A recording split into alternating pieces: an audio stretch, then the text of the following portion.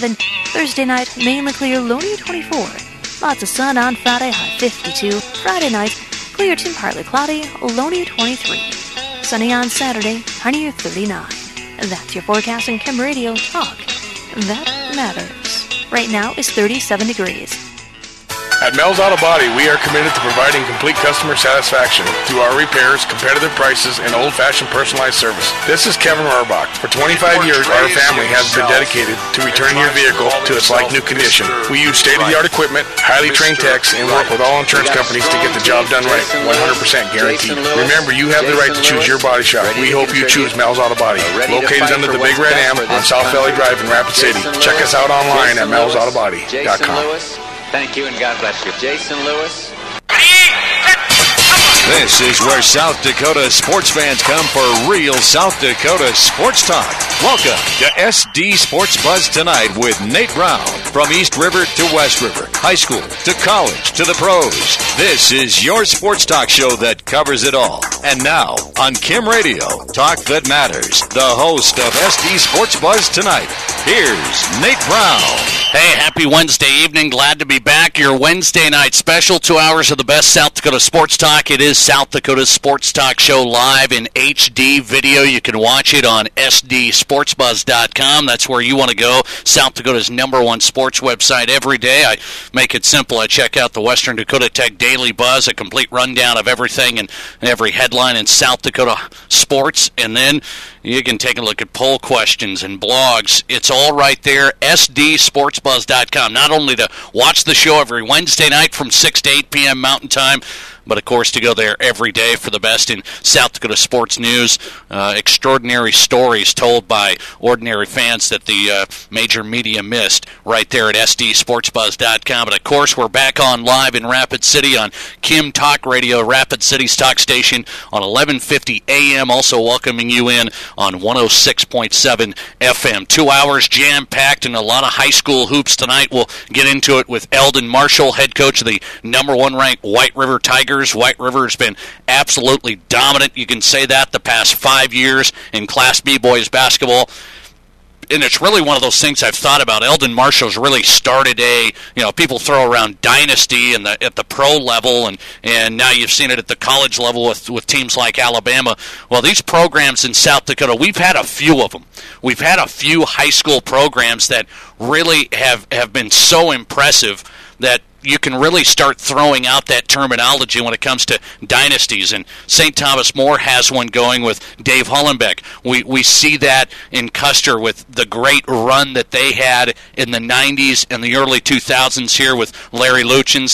They've been down a little bit, but still very competitive. And then you see it, of course, at Mitchell with Gary Munson. Nobody even throws that out in high school because we tend to not quite want to glorify high school athletics, right? And I understand those thoughts, but Eldon Marshall has the same thing going now in White River, and I think gets overlooked a little bit just how dominant White River boys basketball has been. Eldon Marshall will join us from White River tonight. Again, they are on another great run. Their only loss this year coming to a Minnesota team that's very good, just a level above where White River is at. Also, Eric Skoglund tonight will head up the road to Spearfish. The Spartans 6-2. People, I wouldn't say forgetting about them, but statewide, nobody's really focused anymore on Spearfish, really on the boys' side and on the girls' side, as those two teams being factors, being competitive teams down the stretch. And I'm continuing to say that when I go on out in Sioux Falls. I was just on yesterday on KWSN Sioux Falls Sports Radio, and they keep on asking, well, who's the team out there? Who do we watch? And obviously White River comes to mind. We have to throw them out in Class B, but then it's always been St. Thomas More, and it really still is for me. I always say St. Thomas More boys, St. Thomas More girls, they're the team to watch right now. Spearfish, though, still in the wings, if you know what I mean. They're a lot better than the rest of the state is recognizing. Eric Skoglund will join us, head coach of the Spartans. And I'm interested in Friday night. Friday night, Spearfish goes on the road to take on a Sturgis team that's been up and down because of their youth. They have a great, great youth movement going on there with their sophomore class. Very good. They start 3 sophomores, and Sturgis almost knocked off Rapid City Central last week. I did that game, and they're tough. That'll be an interesting one Friday. We'll talk to Eric Skoglund, head coach of the Spartans tonight, and then I got to get into this. Got to get into the college ranks. Jason Henry, Hard Rocker men's basketball coach, looking for 15 wins, basically going into this weekend.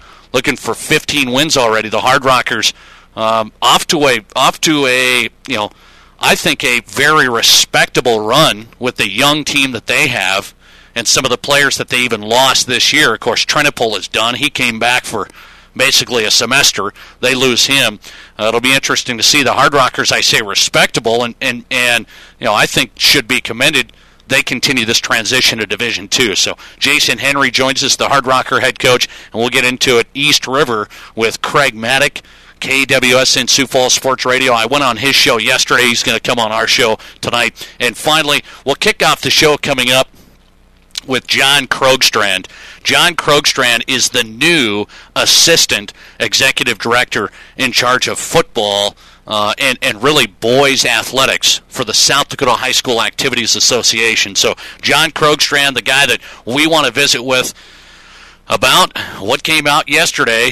Not a surprise, but that's where we start, as we start SD Sports Buzz tonight with the opening buzz, and it all goes back to yesterday when the new football classifications, the proposed classifications came out, and where each school and each program is going to be put. So it's we knew it's going to happen. It's already been in the books. We're going to talk to John Krogstrand coming up in about 5 minutes about the details of just how this is going to play out. And here's some things that, when you look at this, when it's actually in writing and on paper, as it came out yesterday, the press release sent out by the Activities Association talking about now 7 classes in South Dakota high school football. AAA, AA, A, B, that's the 11-man scene. And then in 9-man, they'll stay with the 3 classes.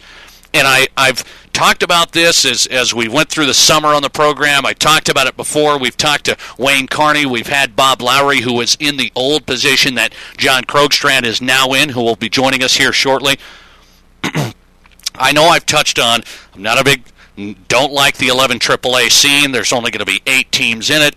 It's going to be a watered-down scenario.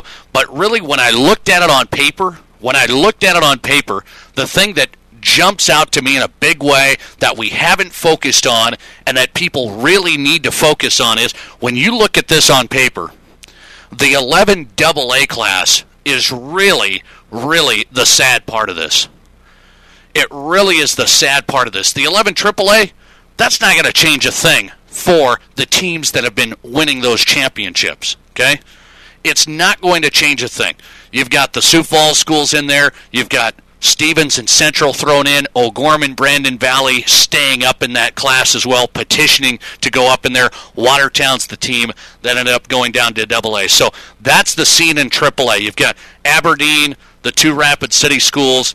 You've got Brandon Valley, O'Gorman, and the Sioux Falls schools in 11 AAA. It is not going to change a thing about, I don't think, who wins those state championships in the near future at the 11 AAA level. What it is going to change is, you look at this 11 AA classification on paper, something that's been overlooked because we always talk about AAA and the extra class because that's the one that's added, and we talk about how Sioux Falls has dominated the scene. Well, look at this 11 AA class. Whoever wins that state championship, there's 10 schools in it. There's going to be 10 schools now in 11 AA football next year, and that will include Douglas, Spearfish, and Sturgis area teams here. I wanted to point those out. So Spearfish is going to have to go from 11A to 11 AA. They don't like that. I'll tell you that right off the bat. I've confirmed that. I know that from folks in Spearfish and the people in Spearfish. They obviously have to follow the enrollment rules, and that's where they end up going, is to 11 AA. They don't like it whatsoever. So Spearfish, Sturgis, Douglas in 11 AA. And who are they with? Well, they're with Watertown, because Watertown, even though they're one of the 8 largest schools in the state, they got to come down because O'Gorman stayed up, Brandon Valley stayed up, then it was up to Watertown. They got to come down, even though they're one of the largest schools in the state and bigger than Brandon Valley, bigger than Sioux Falls O'Gorman. They're coming down in AA. And then it's the rest of the ESD schools outside of one more A team that has to go and play AA now, which is Harrisburg. Harrisburg, who lost in the state championship game in 11A football already to Del Rapids and actually got punished by Del Rapids. I mean, just got blasted in the 11A title game, if you remember. So Harrisburg, Spearfish, Sturgis, Douglas, and then here we go. Brookings, Huron, Mitchell, Pierre, Watertown, and Yankton. That's your 11 AA class. And when I saw that on paper yesterday, I'm looking through this, and you all know my feelings on it. I think that whoever wins the 11 AA title isn't going to feel as good as whoever wins the 11 AAA title. Who's going to feel worse? I mean, that's kind of where we're at with some of the fans right now. I think some of the fans are saying, boy, 11 AAA is really watered down. There's 8 teams there. Well, those 8 teams include some monster powerhouse football programs, so I don't think it'll change who's winning that title game anyway. If it was, call it what you want, AAA or AA, Sioux Falls has been the dominant scene there. But in 11 AA, all of a sudden, really the ESD has made themselves their own state championship game. They've taken their conference, the ESD, they've kind of just turned that into an entire class of football and made their conference championship a state championship. That's really how it looks when you actually look at this. And that's been the thing that's kind of been overlooked. Everybody's been focusing on AAA, and we don't want the 7 classes of football in a state this size, and that's too many. I agree with it, but look at what that AA scene is. It's the ESD conference losing their best team in Brandon Valley, by the way. They don't have to play against those guys. It's the ESD conference making themselves their own state championship. Oh, and by the way, they throw in a few extra teams that probably are going to have a tough time competing right out of the gate. The Spearfishes and the Douglases and the Sturgis and even Harrisburg. If Harrisburg gets pounded by Del Rapids in the 11A title game, they're not going to run through Yankton anytime soon. It's just alarm. It's just something that I wanted to point out is who's benefiting from this? The ESD schools in a big, big way. I mean a big, big way. They've pretty much turned a conference title into a state title by the reclassification. And some of the teams, I think, are going to get hurt by it. Not the AAA teams, but the Spearfishes. They were in 11A. Now the enrollment numbers, the way they look, the way things break down, they jump up to 11 AA. That's going to hurt them. Spearfish liked being in 11A. They were competitive in 11A. And by the way, they lose a boatload of players on the football side, so they're going to struggle. They're going to struggle. There's teams that get hurt by this move, and there's not very many teams that benefit from it. That's my argument here is most of the teams are either going to get, have really no effect by this or get hurt by it with the case of Spearfish, this new class, and a small number, 7 schools are going to benefit in a huge way. And it's those 7 that got dropped into 11 AA out of the ESD. We'll talk to John Krogstrand about it. He's the guy that's going to be in charge of this whole scenario.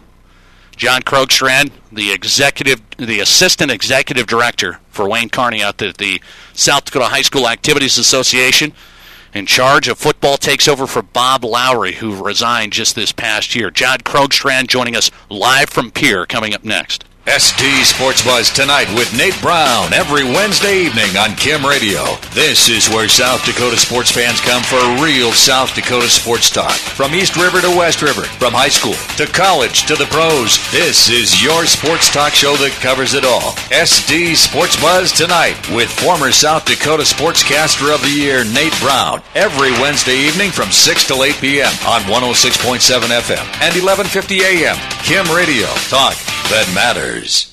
Real South Dakota sports talk for real South Dakota sports fans. This is SD Sports Buzz tonight with Nate Brown on Kim Radio. Talk that matters. Listen to what Pro Auto Care customers have to say. I go to Tom because he's there for me. I have 7 vehicles on the road on a daily basis, and I know that if something goes on, he'll fix it. He'll fix it right the first time, and if we have an issue with a part, he'll stand behind it. I mean, if we had a part fail that he installed, he'd get the new part and he would install it again, and I'd only pay for it once. Everybody that I know that needs work on their car, I say this is the only place I would go. Pro Auto Care. Phone 342-0857, 1891 Rand Road, Rapid City. For delicious food and lots of fun, quench more than your thirst at Thirsties. Anytime's a good time for a great time at Thirsties. Come on down to Thirsties on Wednesday night and test your knowledge with Battle of the Brains trivia and enjoy a delicious meal off that world-famous Thirsties menu. Thirsties, 819 Main, downtown. Come on in and quench more than your thirst at Thirsties. Sure tastes good. It's always something. You wouldn't take a long drive without checking the oil, gas, fluids, and tires. Maybe you should check your auto insurance, too. Fill her up?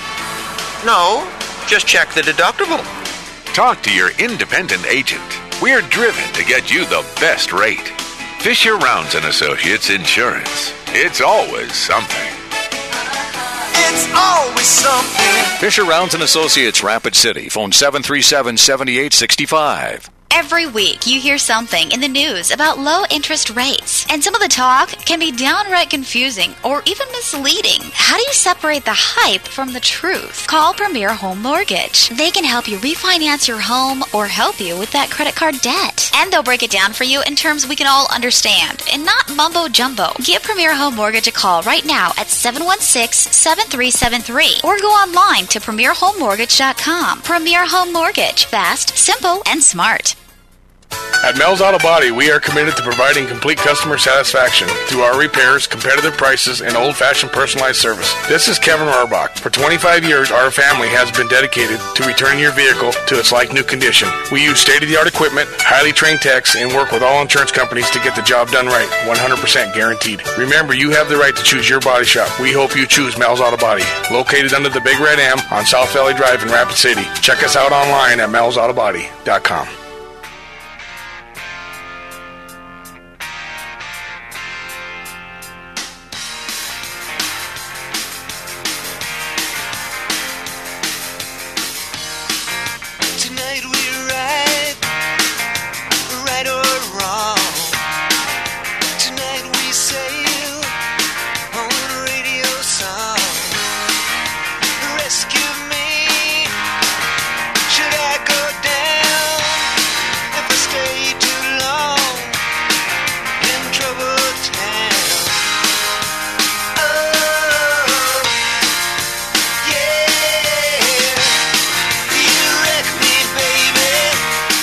Welcome back into South Dakota Sports Talk Show. It's Nate Brown. Glad to have you on board. 2 hours of South Dakota's best sports newsmakers on 106.7 FM, 1150 AM, Kim Talk Radio, Rapid City's talk station. Also online in HD. You can watch the show at sdsportsbuzz.com. South Dakota's #1 sports website. Coming up, Patrick Duffy of the Rapid City Journal. Doug Ottewill from Denver will break down the Broncos. I know I've been hiding the last few days as a Broncos fan, man. And now the offensive coordinator's gone. Lost the defensive coordinator last year. I'm telling you, if the only guy the Broncos have left is John Fox, I don't know if that's the guy I want left after the performance this past weekend. Doug Ottewill, Broncos insider, senior reporter for Mile High Sports, coming up. Craig Maddock from KWSN Sioux Falls Sports Radio giving us an East River perspective. Busy show tonight, and I welcome in the Assistant Executive Director of the South Dakota High School Activities Association. He's new to PEER, new to the Activities Association, but not new to South Dakota necessarily, an Aberdeen native. Has also spent some time in Nebraska as an athletic director, longtime athletic director. John Krogstrand joining us, the Assistant Executive Director with Wayne Carney out in PEER at the South Dakota High School Activities Association. John, first of all, I appreciate you taking time on a Wednesday night. How are you? Hey, doing well. Thanks for having me on, Nate. You bet. Want to get right into, first of all, are you enjoying your time here? You haven't been here too long yet. You take over for Bob Lowry, who was in your post for a long time, in charge of boys athletics or boys activities and football. You have a big task. I know that, with a lot of details. But are you enjoying your time so far, getting into an organization with the Activities Association? Oh yeah, it's been great, and I think the biggest part of that is you have to thank the folks that you work with. You know, working with the Darren Paulson and Jared Vasquez out in Rapid City. I mean, those guys and what they do with state events and working with their kids, you see that kind of service across the state, and you just can't be anything but excited for that kind of a work. And you know, with my position, getting to go around the state and help facilitate state events and first-class events for our kids.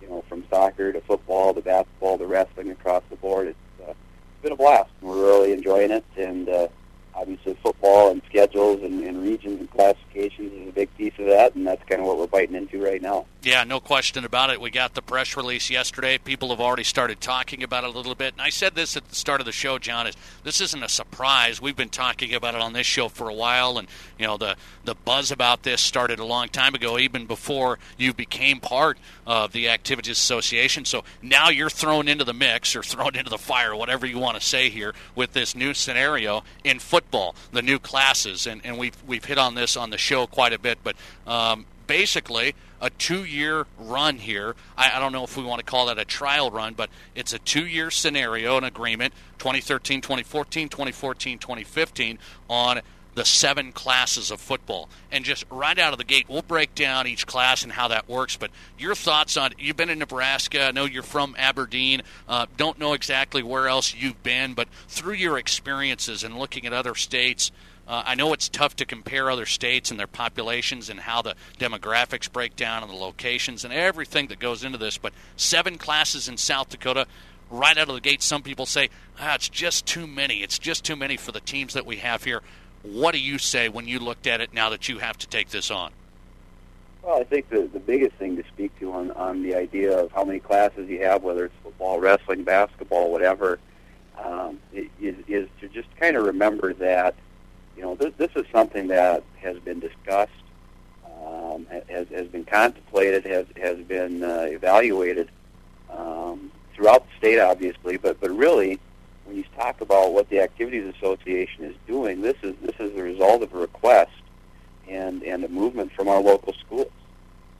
You know, and any legislative and classification change and things like this goes through our general meeting, which is open to all of our athletic directors across the state that all have an opportunity to vote on any major changes, as well as to our board of directors, who is elected directly by the school board. So, you know, it's not a decision per se that's it's not like you have that one college commissioner or that one, that figurehead per se. You know, a lot of things that happen within the High School Activities Association are driven by the member school.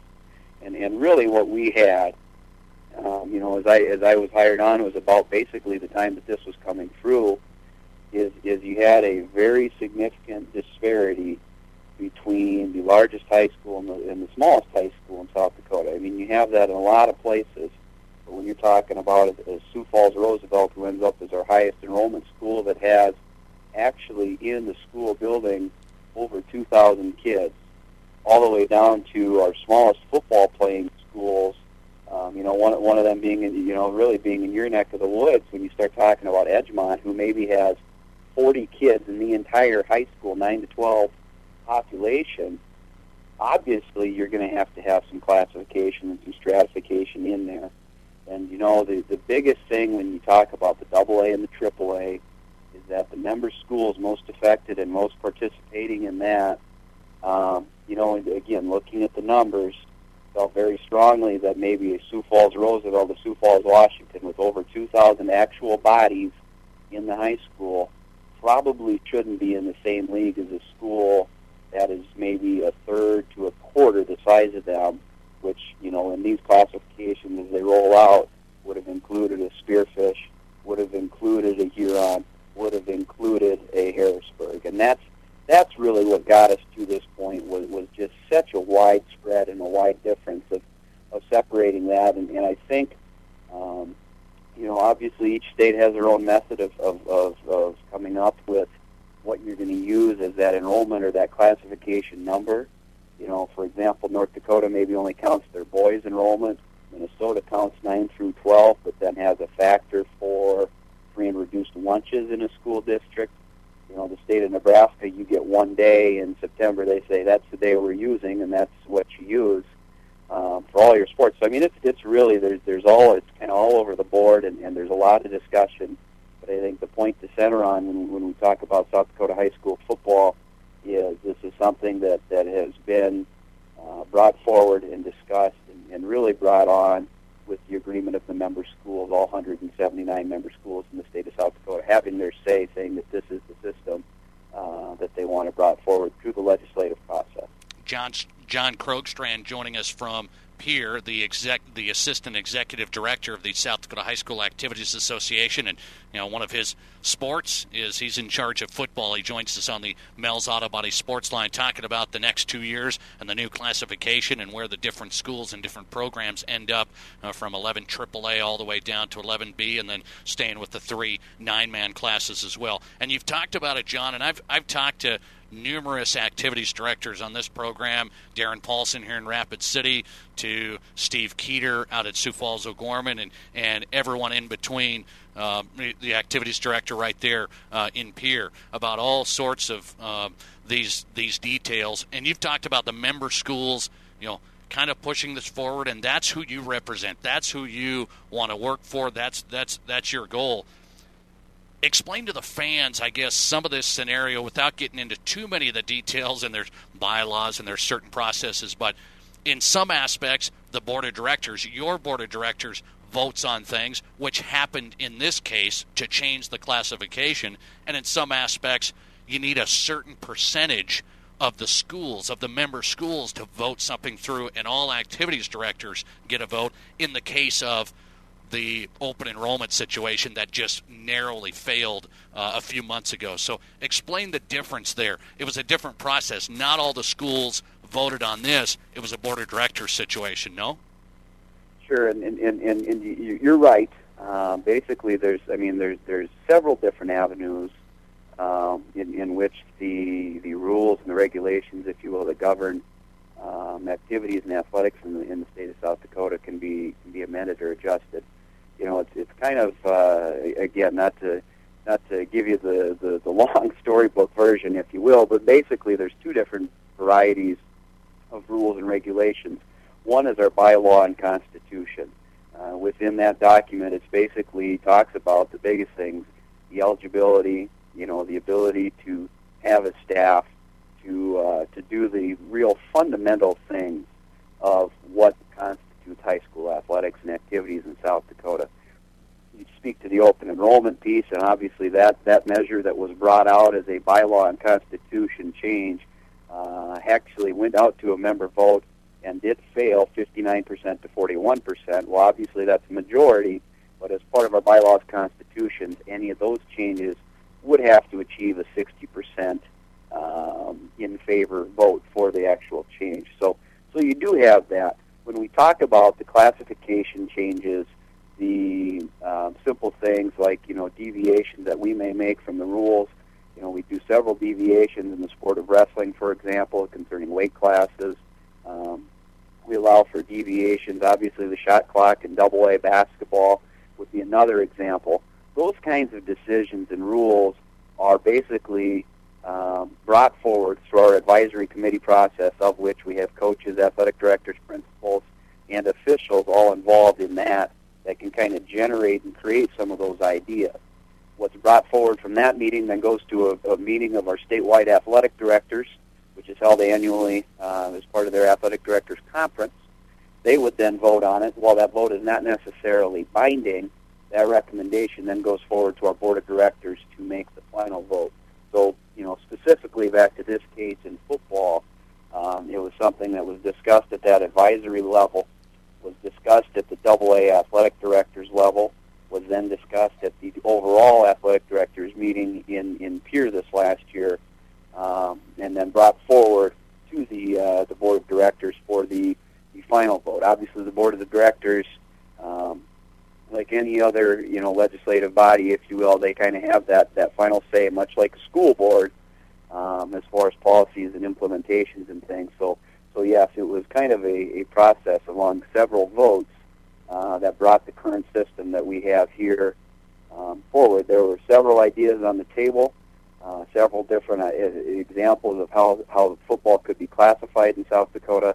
But at the end of the day, the one that garnered the most support and had the most positive discussion about it, if you will, is the one that we'll be playing under for the seasons in 2013 and 2014 fall. Yeah, and talk about, this is a 2-year agreement. Why, in your mind, is it 2 years? I know, I used it kind of as a trial run to see how this is going to work out. Is this going to work out?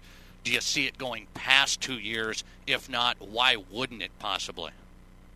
Sure. I think, again, with all of our classifications, as well as our we talked about the enrollment numbers, the average daily membership numbers, basically, of how many students are actually enrolled within a high school over the course of the year until the final date, which was yesterday, which allowed us to put the numbers out or to make the classifications semi-official and bring them out to the public and to our schools for their information.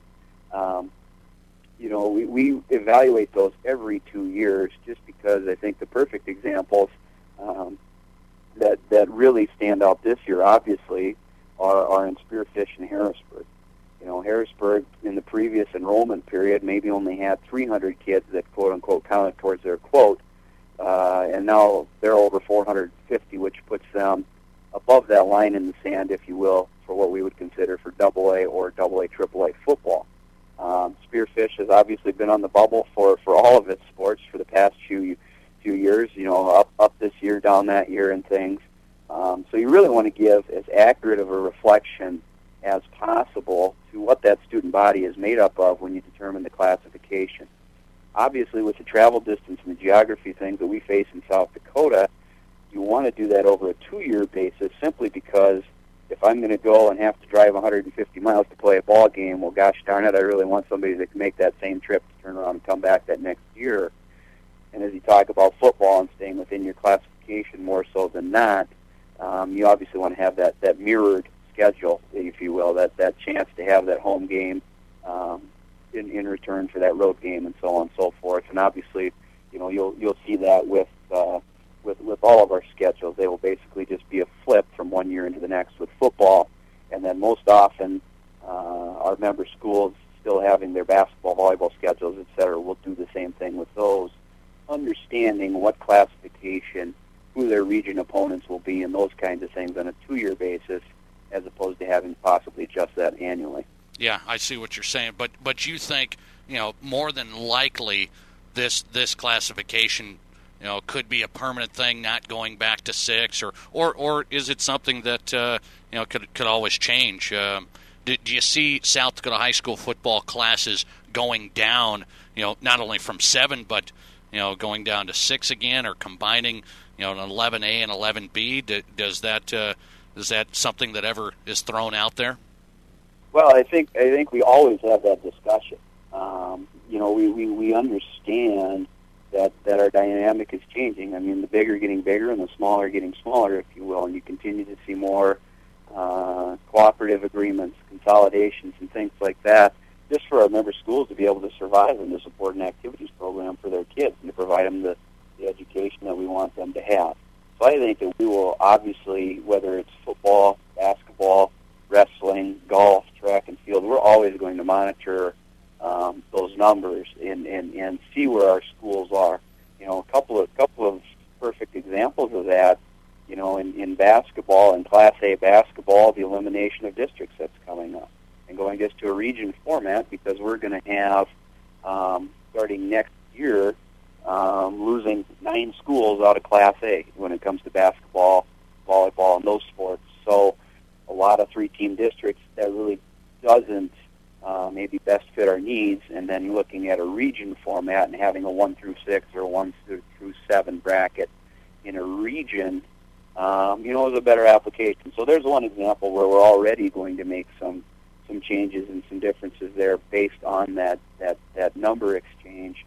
I think in football, we're going to continue to have to look at that. If for nothing else, you look at the 11A classification. We have 16 teams for a 16-team playoff system.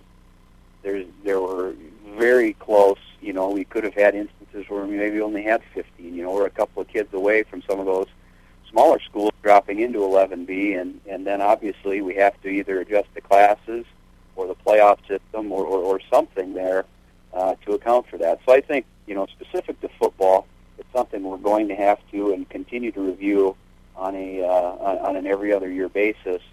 And like you said, I think the biggest thing is this is new, this is different, and like any other education situation, we're gonna play it out. We'll use the data analysis, see what's happened over the next couple of years, and then make our decision and work with our member schools to help them facilitate the program that they want to see as what best fits their needs for the future. Before I let you run, we're talking to John Krogstrand, the Assistant Executive Director, South Dakota High School Activities Association, live from Pierre on the Mel's Auto Body Sports Line here with Nate Brown on SD Sports Buzz tonight. A couple more really quickly. This is a tough question, and I've heard it from the coaches in the 11 AAA ranks. Not all of them, but I've talked to a lot of them. Kim Nelson at Roosevelt. Steve Keeter, obviously O'Gorman, petitioned up. They're going to stay in AAA. Brian Hermanson, a multi-state champion at Sioux Falls, Washington. I've talked to these guys about this 8-team class, now 11 AAA. They've told me, gosh darn it, if we win a title, if we're that good and we win a title, it's just not going to feel the same. They said it somewhat waters down our championship. What has been your reaction? I know you've heard that too. What's your reaction to those coaches? Well, again, I guess it's one of those situations where obviously the coaches are very competitive, are very much an advocate for their teams and their sport, and want the best for their kids. And I think in answering that specifically, we had overwhelming support, I would say, from our athletic directors, from the administrative side of things, the folks that, if you will, had their voices and spoke out, and really this was, like I said, there were a lot of ideas on the table. This was the one that everybody within those member schools chose to go with. I think. We may say that in December, or January, but who knows? I think you're going to see every last little bit of intensity come that November weekend when we're in the Dakota Dome and there's a trophy sitting there waiting for somebody to take home. Yeah, I was loved fired up and is excited to play for it then. Yeah. Whether that opponent's uniform is somebody that's a lot like you or a little bit like you across. Yeah, I always love the Dome weekend everybody has, and that's my last question for you, John. Giving us a lot of time, I appreciate it, giving the fans a good perspective of this, pretty much making it official when you looked at the numbers and now out to the public of where each team, each program is going to be. When it comes to the playoffs, this is something I've covered South Dakota high school football, not as long as some of the legends here in the state, but done a lot of playoff games over the years, and people have started the conversation, and I know you're probably going to hear this as well, of these playoff games. It's tough because you want to get a lot in a short time frame so we can have that weekend at the Dome. You have to make it work with different schedules and all of that. I understand it. But the playoff games, I'm talking about the Mondays and the Tuesdays, these playoff games in the middle of the week, is this something you look at when it comes to other states that have them on Saturday, that have them on Friday, that have them on these weekends? Is this something that you're going to look into, and do you think that would be a good thing to do? We've talked about that both at the board level, at our staff level, in the advisory committee, things like that. I think that the things that we consistently hear from the member schools, from the coaches, from the ADs, is obviously we want to continue to have regional representation. We want to continue to allow folks not to be, eliminated from the playoffs before even having a chance, just because of where they are or what their, what their situation might be. That everybody's going to have that opportunity to make the playoffs. on an annual basis and not, discriminate one side versus the other or one area versus the other, because of who's tough and who's not tough that year. So you always want to kind of keep that balanced thought in mind. When you talk about the dates specifically, we have some hurdles in there. We have an all-state chorus and orchestra competition that we, is a phenomenal event. We had it in Rapid City this past year, and you have kids that maybe played in a football playoff game or a football final regular season game, on a Thursday night, drove out to Rapid City and participated on a Friday and a Saturday there. We have district volleyball nights in there. You have a lot of different things going on, and it does make that schedule a tedious balance. But I think, the only way at this point to condense it down with the dates and the timeline that we have, would be to look at eliminating rounds of the playoffs. And I don't think that's anything that from the 11A level down through the 9-man ranks is really interested in. And, why would would we want to go to 8 playoff teams? I don't think that at this point in time that you would get a lot of support of that. In the state of Nebraska, for example, where I was at, everybody except for the 2 largest classes, you're playing in a round of 32 to get to the state finals. So you're playing 3 or 4 weekday games. The state of Minnesota plays on that Wednesday night following the regular season. So I don't think it's necessarily unique to South Dakota. I think obviously, ideally, would we be able to play on a weekend scenario and those things? Yeah, I think that everybody would like that. But at the end of the day, again, out of respect to all of our activities, football is important, but it's not any more important than any other activity that we have, and to allow our kids to participate. I think that we need to continue to be flexible on those kinds of things, and we will continue to do that. And again, we'd like to shorten the distances, and obviously things like that where we have some geographical hurdles and things, but we will continue to look at that. We'll try to look at what's best for our kids and make it the best scenario possible. But right now, with the schedule and the dates that we're given, it's kind of a necessary evil for the time being. And like I said, like everything else, we'll continue to evaluate that, to take input from our member schools, and do what's best to serve them as we look to get to that state finals in Vermillion. Good stuff, good information. I know a lot of people are really interested in it. John Krogstrand on the Mel's Auto Body Sports Line live from Pierre. You gave us a long, extended time tonight. Sure appreciate it. Assistant Executive Director of the South Dakota High School Activities Association took over the post as Bob Lowry resigned this past year. John, I sure appreciate it coming on the show for the first time. Hope to get you back on. We'll talk about some other things, and appreciate the insight. Thanks a lot. That sounds great. Take care, Nate. All right, John Krogstrand, appreciate his time and his information live from Pierre tonight on the Mel's Auto Body Sports Line. That's good stuff after the official classifications come out yesterday when it comes to this 2-year experiment, if you want to call it that, or a 2-year agreement. I don't really think it's going to be an experiment. I think this is going to be the way it is. Not just for 2 years. That's my thought on it. We'll see how it plays out. Let's talk to Eldon Marshall, White River head coach. He'll join us momentarily. Number 1 ranked Tigers, Eric Skoglund, Spearfish Spartans head coach. They've got Sturgis Friday. They've got St. Thomas More in a rematch next Tuesday. Skoglund coming up. Patrick Duffy of the Rapid City Journal. First things first, things are falling apart in Bronco land. Denver Broncos reporter Doug Ottewell, live, MileHighSports.com senior reporter, live next. Merry Christmas from McPherson Auction Company. Hi, folks. Kevin McPherson here on behalf of myself, my brother Todd, Mom and Dad, that's Dale and Dorothy McPherson, and all of our auction crew. We'd like to take this time to thank our many friends and customers for making this year a great one. If you're planning an auction in the upcoming future, we'd sure appreciate the opportunity to visit with you and put our many years of experience to work for you. Give myself, Kevin McPherson, a call, 605-484-1781, or call Todd at 605-381-1594. From all of us at McPherson Auction Company to all of you, Merry Christmas and a Happy New Year. When your machine work project demands the very best in professionalism, your best choice? Pro Machine, specializing in automotive, industrial, agricultural, and all other types of machine work. Everything from the smallest projects right on up to those major rebuilds, done in a timely manner and finished to your expectations, too. At Pro Machine, Larry and Bob will also help and advise you with their expertise and free consultation. For quality machine service by quality technicians, you can count on Pro Machine, 1305 East Fairmont, Rapid City, 348-4819. At Dakota Battery and Electric, we don't care. We test. Are you looking for quality automotive batteries? Check out Deca, Exide, Trojan, and many more at Dakota Battery and Electric. I've found their helpful service exceptional and second to none. Yep, Dakota Battery and Electric. Quality batteries, exceptional service. Deadwood Avenue, Rapid City. Have some coffee, hang out with the guys, put electrical problems to rest. At Dakota Battery and Electric, we don't guess. We test. You're listening to SD Sports Buzz Tonight with Nate Brown on Kim Radio. Talk that matters.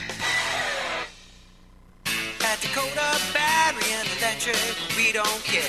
We test. Are you looking for quality automotive batteries? Check out Deca, Exide, Trojan, and many more at Dakota Battery and Electric. I've found their helpful service exceptional and second to none. Yep, Dakota Battery and Electric. Quality batteries, exceptional service. Deadwood Avenue, Rapid City. Hang out with the guys, put electrical problems to rest. At Dakota Battery and Electric, we don't guess. We test. For delicious food and lots of fun, quench more than your thirst at Thirsties. Anytime's a good time for a great time at Thirsties. Come on down to Thirsties on Wednesday night and test your knowledge with Battle of the Brains trivia and enjoy a delicious meal off that world-famous Thirsties menu. Thirsties, 819 Main, downtown. Come on in and quench more than your thirst at Thirsties. Sure tastes good.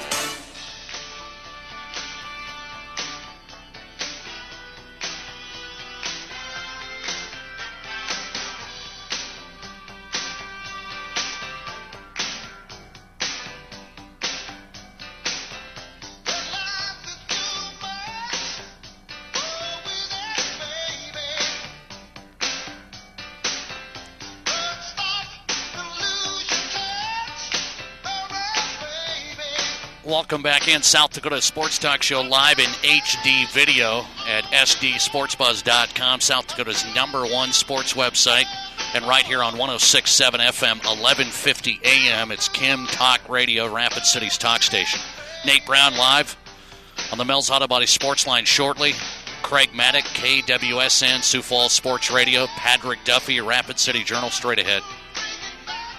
Just talked to the assistant executive director of the South Dakota High School Activities Association with the new classification being discussed when it comes to football for the next 2 years. 7 classes of high school football. I feel it's too many. I feel a couple of those classes being watered down. I feel a couple of those classes could be combined. We'll see how it plays out. Doesn't matter what I feel, obviously. Let's go down to Denver. MileHighSports.com, Mile High Sports Magazine, where you can read his stuff. Good stuff. He's also on the air on Mile High Sports Radio. Where you want to go, MileHighSports.com for it all. Doug Ottewell, Broncos insider. Doug, before we get into the Broncos and you know, the mess or whatever you want to call it, that's what I've been calling it. We got 7 classes of football, high school football in South Dakota. Are you abreast to the situation in Colorado? How many classes? How does that work out? Is the Colorado high school football classification and that scene pretty solid in your eyes? How many classes do you guys have? Yeah, we have 7 as well. You go 1A through 5A, 1A being the smallest, and then 1A is actually 3 separate divisions. So it's 6-man, 8-man, and 11-man. So all in total, it's 7, just like you guys. Is it too many? Is it too many? I know that. Well, you know, I don't think that it is. I mean, I think that, and we cover high school sports quite a bit. It seems to play out, and I think that the number of schools is fairly even throughout each classification. So I think it works out pretty well. I do know that in the past it hasn't always been that way. I think when I was in high school, at one point there were 8 classes. And then when I was in junior high, there were 4 classes. So it bounces around. It's been at 7 now for, I want to say a good, probably 15 to 20 years as far as I know. Let me just give you this perspective. In one class now we have 8 teams. In another class now we have 10. How does that float your boat? Yeah, that seems like not quite enough. I mean, Colorado, when you're looking across the landscape, there are right around 350 schools total competing or that are a part of the CHSA, which is our high school governing body. So it figures out to quite a few more per class. But I do know that the middle classes are the ones with the most teams. Let's get into this. Doug Ottewill joining us. MileHighSports.com covers the Broncos, covers the Denver sports scene. Broncos is where it's been at. I mean, not only down there, you guys have been right in the middle of it, but nationwide after the collapse on Saturday. And I'm sick on Saturday, and then it's the double whammy. I'm watching the Broncos play, and it makes me more sick. Just with a lot of things that happen. I don't know your take on it. I haven't been able to hear you on the air. I haven't been able to check in lately with you guys down there. I have heard the national media. I have heard a couple of your colleagues down there on some competitors, and they've been on some national shows. I do want to ask this, though. There's a lot of things to get to, but for one, right out of the gate, the big headline today is Mike McCoy, the offensive coordinator, kind of flirted with going somewhere else last year. It didn't work out. Now McCoy's going to be the head coach for the San Diego Chargers. So the Broncos lose their defensive coordinator to the Raiders last year. They lose their offensive coordinator to the Chargers this year. Sooner or later, this is going to come back and bite them, Doug. Well, I think maybe, but I think that the general consensus here is that, hey, you bring in whoever you want. I mean, this is Peyton Manning's offense. There was discussion after the game, a couple of the controversial calls late in the game on situations where they were 3rd and long, and Peyton Manning owned up to audibling into a run. I don't even know if you can truly pin that on Mike McCoy or not. But at the end of the day, I really do feel like that the Broncos could not afford to lose Jack Del Rio. I think they definitely can afford to lose Mike McCoy. My big regret is that the Broncos get to Norv Turner fast enough. I mean, I think that would be a perfect marriage if Norv were to come here and work in the offense with Peyton Manning. I think the word is that Norv is headed to Cleveland, but we'll see. But I think in general, this definitely is not making waves. I don't think people look at it as a major loss to the Broncos. Yeah, I agree with you on that. No question about it. I was just, I don't know if you want to be losing coaches and feeding other divisional teams. That's kind of the thing. People look at. I don't think McCoy's any magic guy, and same story with the Raiders head coach. But I will get to this as well.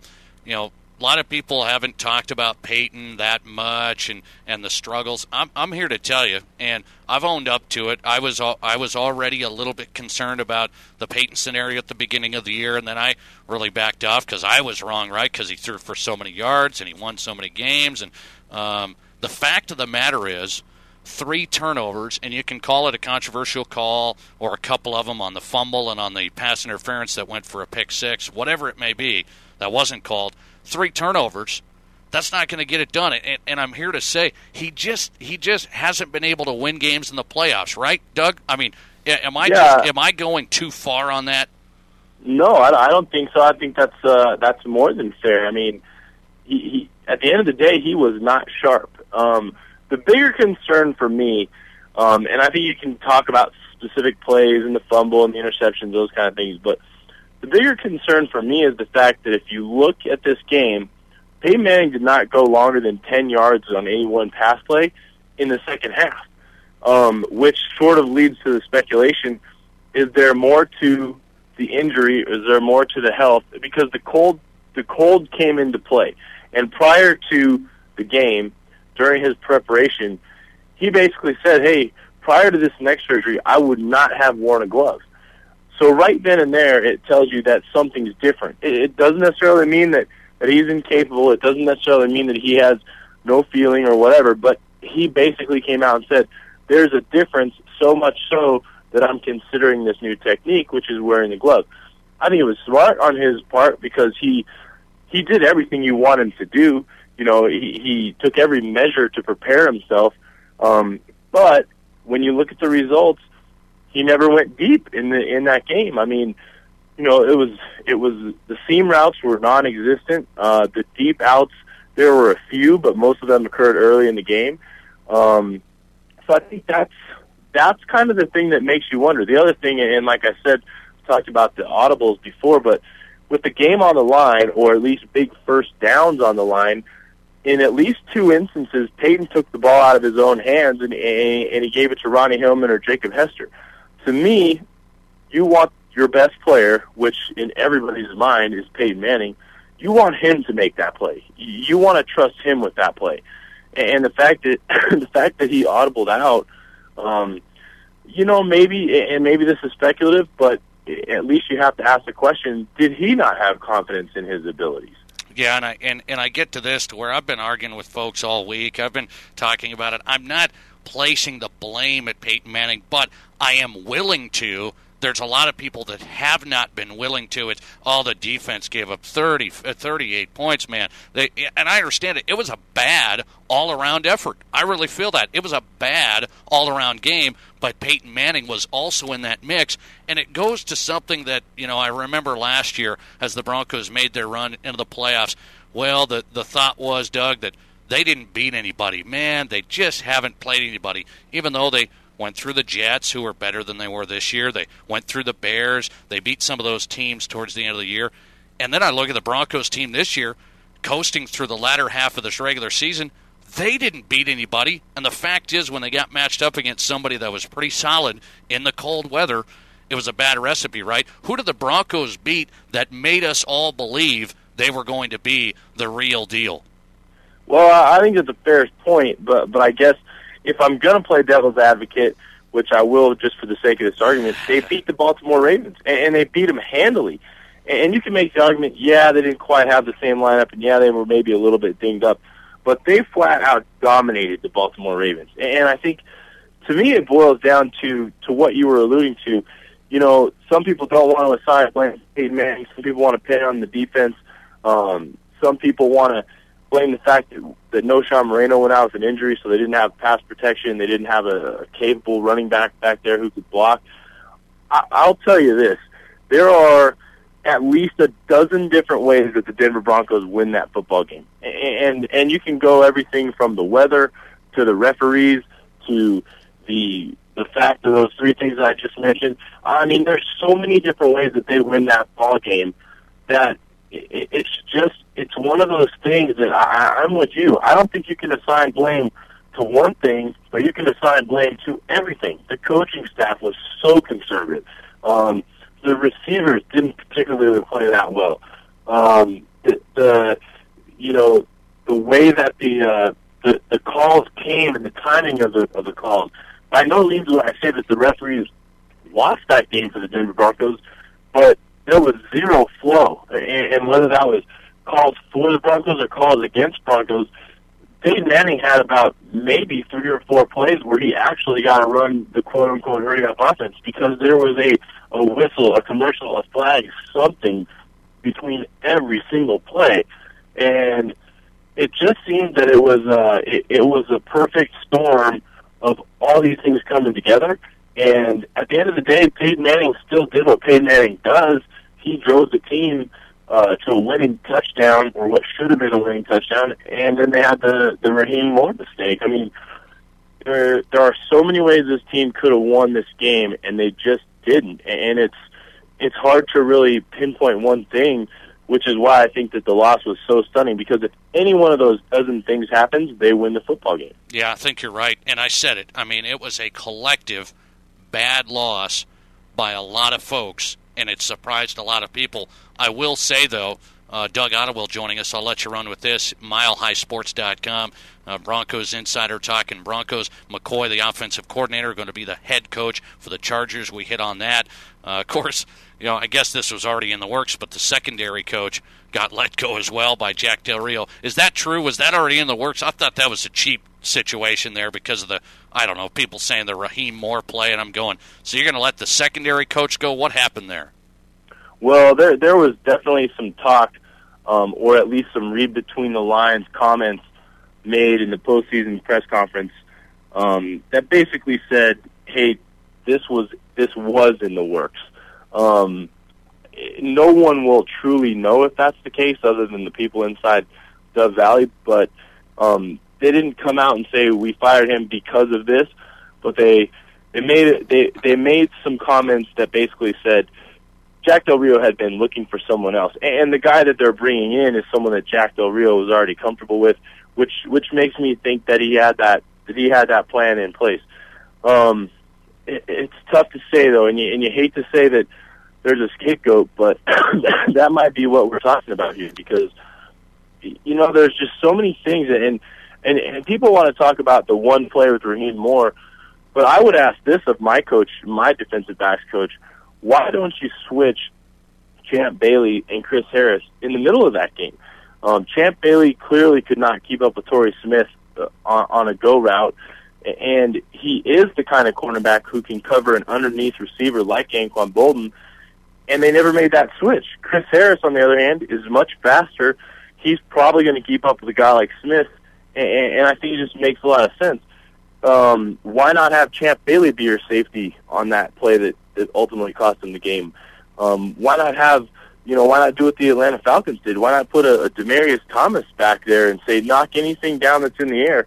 I mean, there were a lot of things that, if you want to talk about coaching, why wouldn't your defensive backs coach do some of those things? And you can pinpoint any one play and say, well, that's this guy's fault or that guy's fault, but collectively that secondary played a pretty bad game.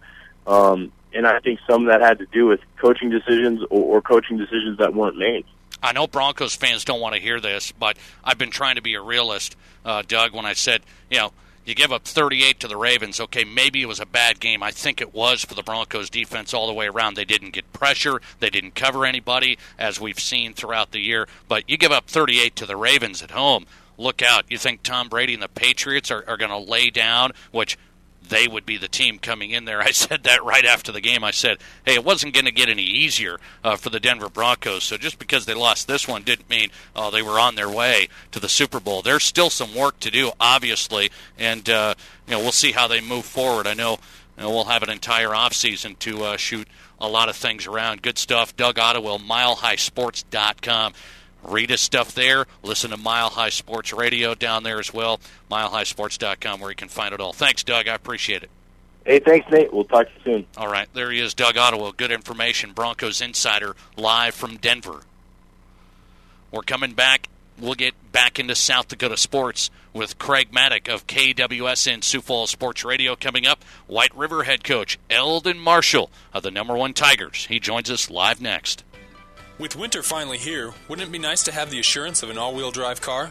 But what about gas prices? Subaru has you covered.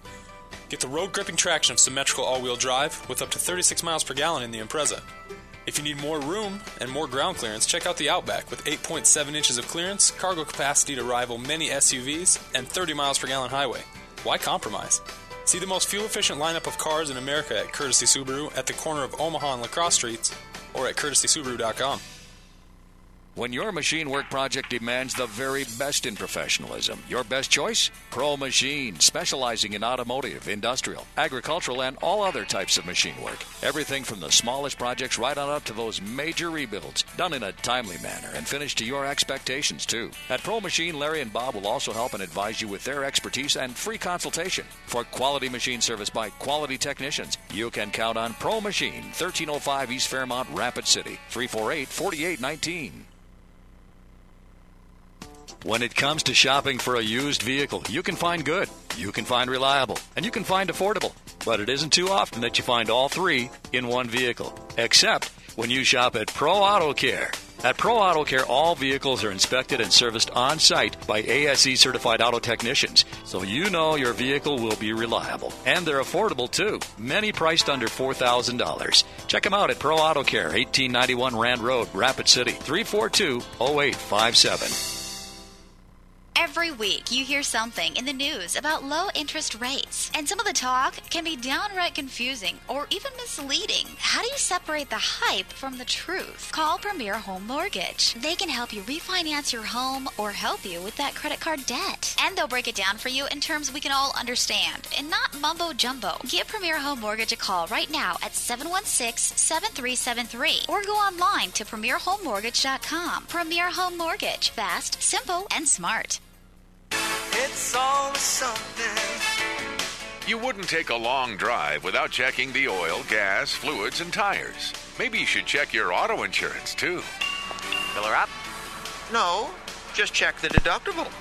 Talk to your independent agent. We're driven to get you the best rate. Fisher Rounds & Associates Insurance. It's always something. It's always something. Fisher Rounds & Associates, Rapid City. Phone 737-7865. At Mel's Auto Body, we are committed to providing complete customer satisfaction through our repairs, competitive prices, and old-fashioned personalized service. This is Kevin Rohrbach. For 25 years, our family has been dedicated to returning your vehicle to its like-new condition. We use state-of-the-art equipment, highly trained techs, and work with all insurance companies to get the job done right, 100% guaranteed. Remember, you have the right to choose your body shop. We hope you choose Mel's Auto Body. Located under the Big Red M on South Valley Drive in Rapid City. Check us out online at melsautobody.com. Your sports, your show. This is SD Sports Buzz Tonight with Nate Brown on Kim Radio. Talk that matters. Listen to what Pro Auto Care customers have to say. I go to Tom because he's there for me. I have 7 vehicles on the road on a daily basis, and I know that if something goes on, he'll fix it. He'll fix it right the first time, and if we have an issue with a part, he'll stand behind it. I mean, if we had a part fail that he installed, he'd get the new part and he would install it again, and I'd only pay for it once. Everybody that I know that needs work on their car, I say this is the only place I would go. Pro Auto Care. Phone 342-0857, 1891 Rand Road, Rapid City. It's always something, that's for sure. Your homeowner's policy covers a lot, but it may not cover your most valuable possessions. My baseball card collection. Talk to us. We'll make sure your homeowner's policy covers the things you value most. Fisher Rounds & Associates Insurance. It's always something. It's always something. Fisher Rounds & Associates, Rapid City. Phone 737-7865.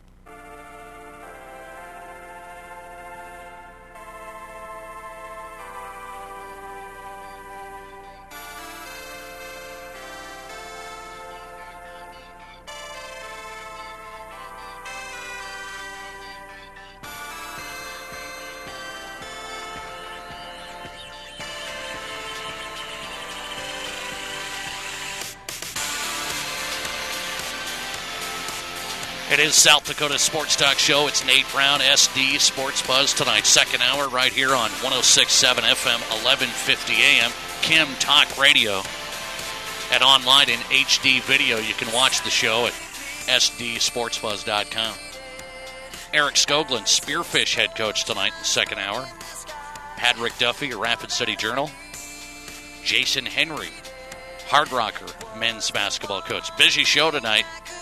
Craig Maddock coming up, KWSN Sioux Falls Sports Radio. We better get a move on.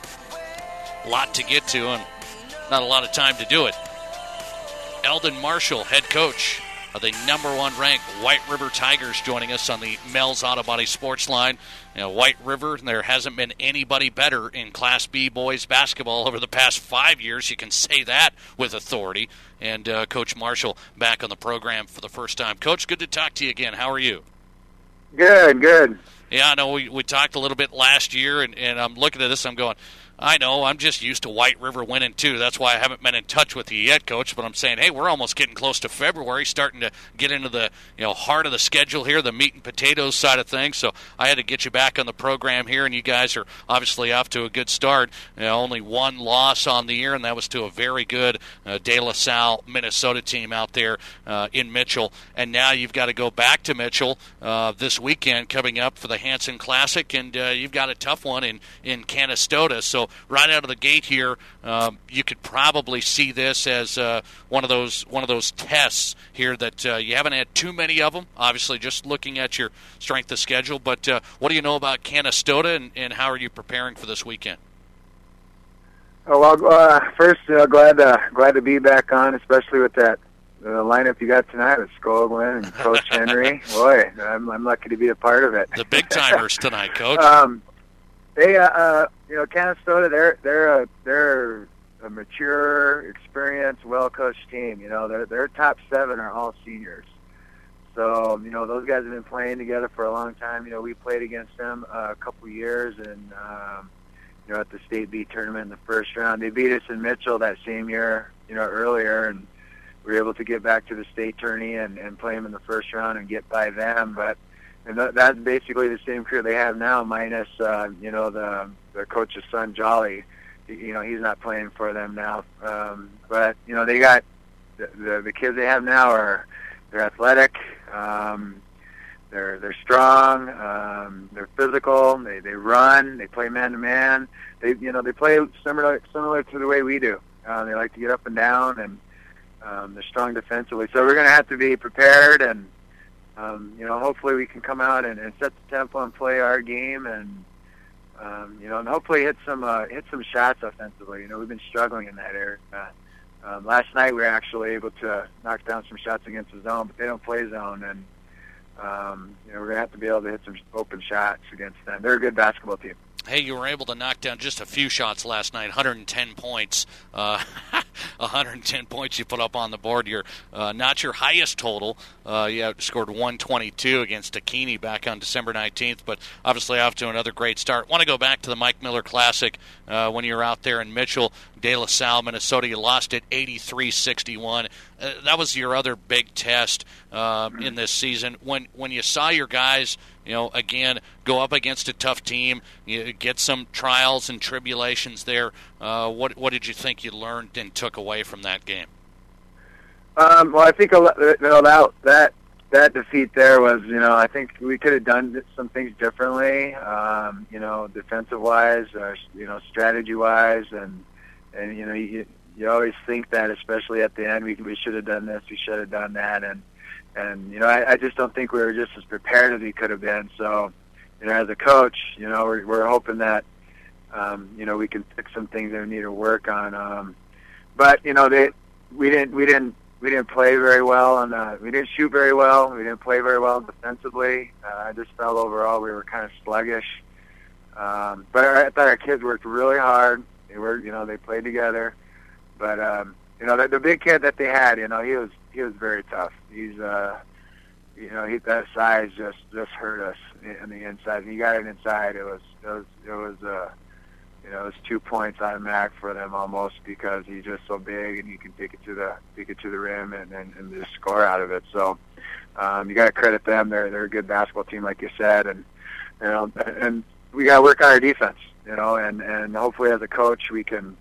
Our coaches, me and Coach Bowman, we can get the guys ready to get after it, and we were able to regroup a little bit and work on those things that we need to. Playing that post defense, pressuring the passers, jump to the ball, help, and challenging everything, and just working on the details we need to work on. At Canastota, they got some size, and so that's going to pose a big problem for us. We're not that big this year, but our guys are we need them to play big.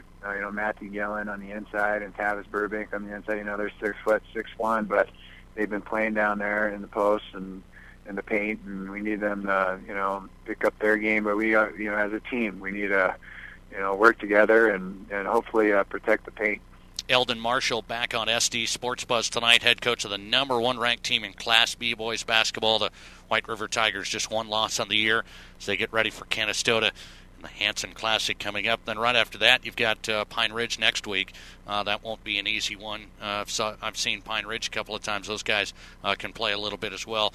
He joins us on the Mel's Auto Body Sports line. You've won 4 straight since that loss to De La Salle, Minnesota, and now you get ready for the Hanson Classic. But you talked about it a little bit, and I saw you last year quite a bit.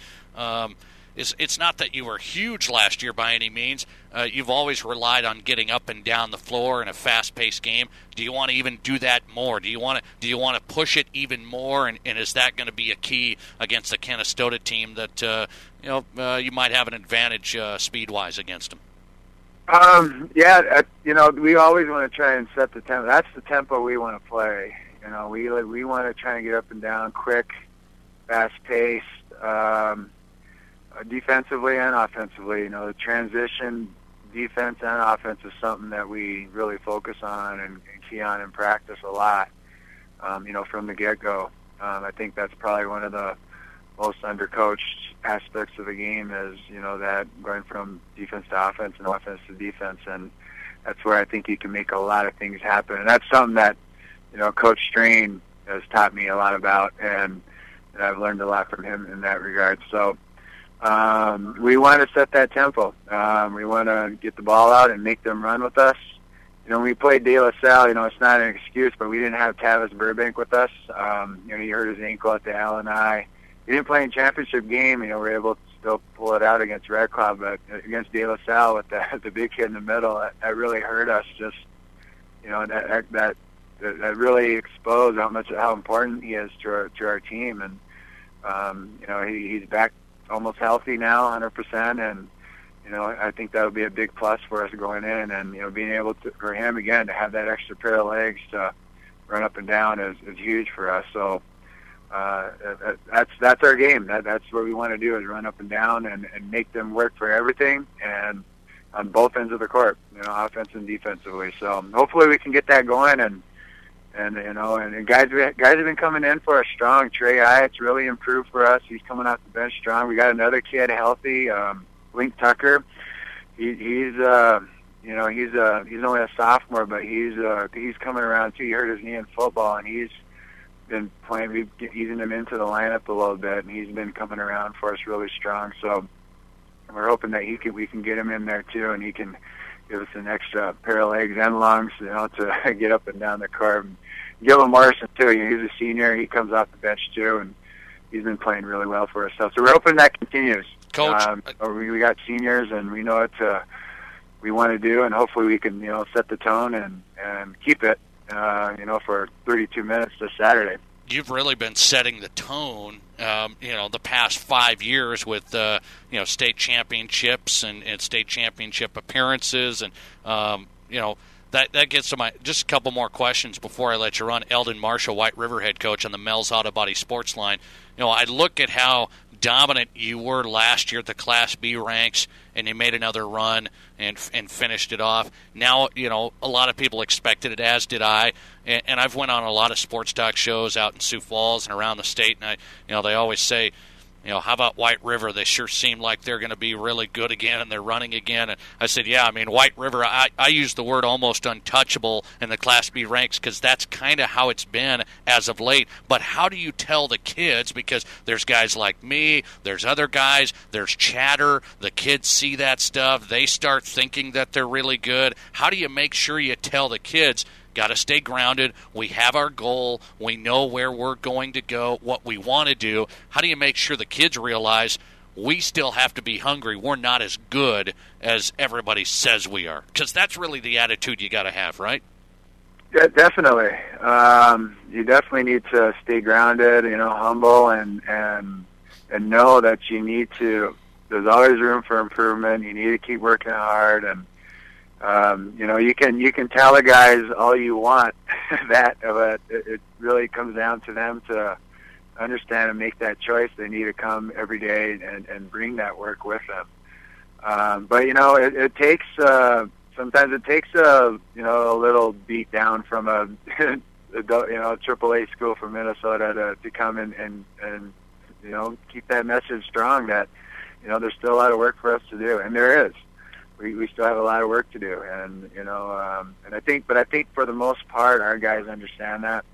When they get in the weight room, they work hard and they work together. They get in the practice floor, they work hard and together. There's always those lapses. They are young men still, and they're still learning and growing too. But I think for the most part, we got a great great group this year. You know, they've had that experience, like you said. They've been in the state tournament, and they know what it takes.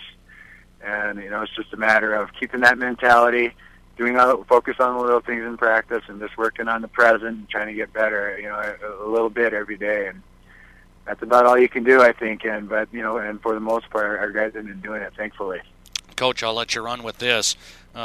There's programs in South Dakota high school sports. I haven't covered it, you know, for eons, for a lot of years. I'm not that old yet. At least I don't feel that old. But I've covered it a long time, and there's programs that have, you know, turned into, you know, I've called them dynasties, and I know we don't like to use that in high school sports necessarily because, you know, we use it in the pros and we see the Alabamas in college, but really these premier programs that have had so much success. And I point out Sturgis had it in wrestling for so many years. Sioux Falls, Washington has had it at the AA level of football over the past few years. Dave Hollenbeck and St. Thomas More in Class A boys basketball, you know, 4 state titles in the past 6 years. Those type of runs, and you're the same way.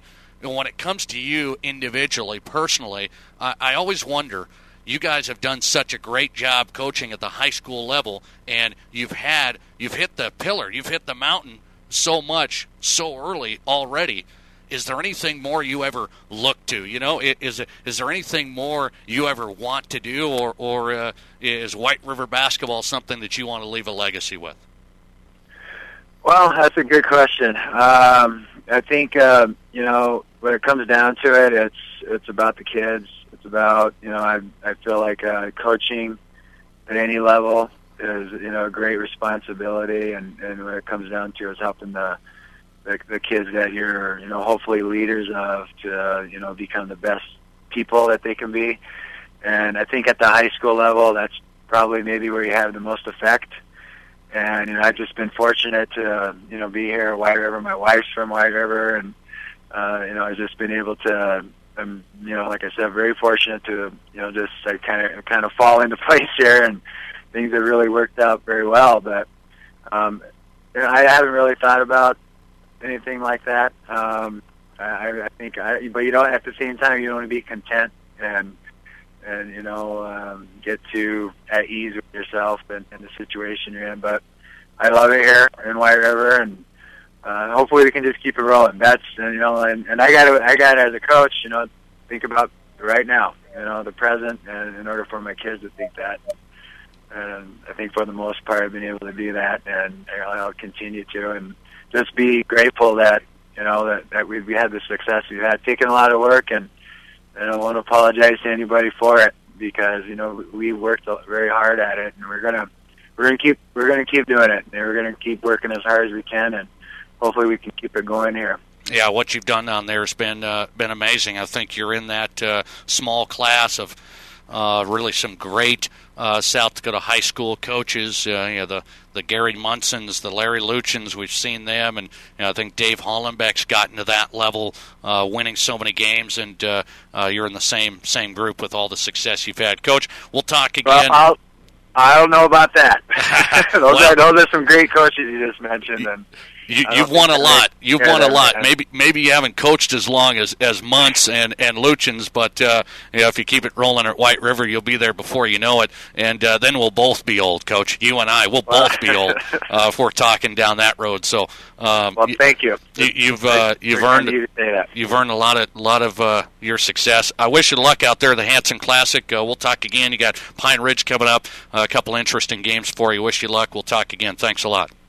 Hey, thanks for having me. Appreciate it very much. You bet. Eldon Marshall, White River head coach on the Mel's Auto Body Sports Line here with Nate Brown on SD Sports Buzz tonight. We'll stay in high school hoops and talk to 6-2 Spearfish head coach Eric Skoglund.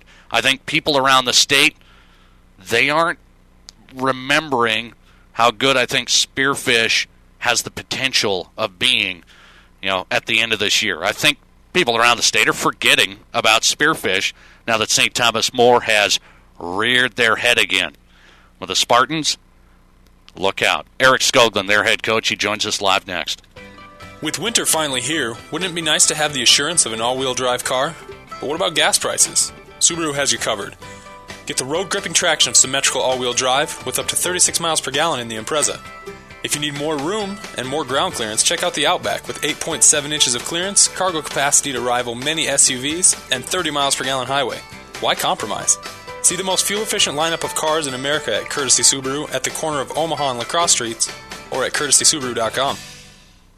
When your machine work project demands the very best in professionalism, your best choice? Pro Machine, specializing in automotive, industrial, agricultural, and all other types of machine work. Everything from the smallest projects right on up to those major rebuilds, done in a timely manner and finished to your expectations, too. At Pro Machine, Larry and Bob will also help and advise you with their expertise and free consultation. For quality machine service by quality technicians, you can count on Pro Machine, 1305 East Fairmont, Rapid City, 348-4819.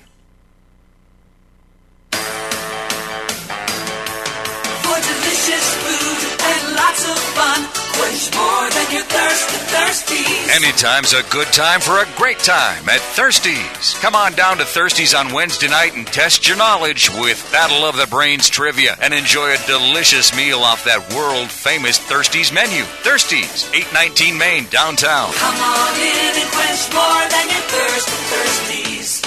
Sure tastes good.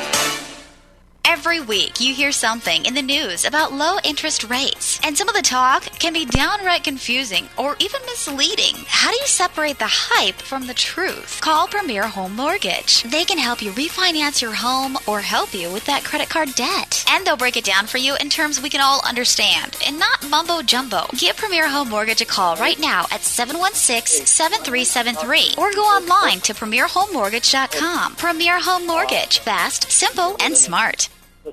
At Mel's Auto Body, we are committed to providing complete customer satisfaction through our repairs, competitive prices, and old-fashioned personalized service. This is Kevin Marbach. For 25 years, our family has been dedicated to returning your vehicle to its like-new condition. We use state-of-the-art equipment, highly trained techs, and work with all insurance companies to get the job done right, 100% guaranteed. Remember, you have the right to choose your body shop. We hope you choose Mel's Auto Body, located under the Big Red M on South Valley Drive in Rapid City. Check us out online at melsautobody.com.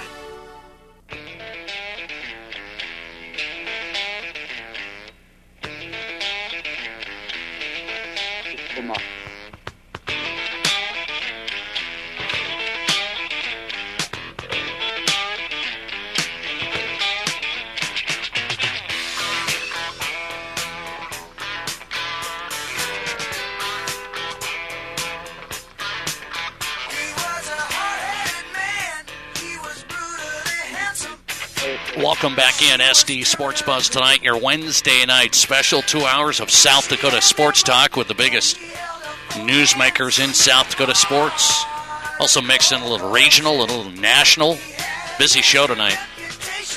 Glad you're a part of it. It's Nate Brown on 106.7 FM, 1150 AM, Kim Talk Radio, Rapid City's talk station. And also live online in HD video. You can watch the show on South Dakota's #1 sports website, welcoming you in on sdsportsbuzz.com.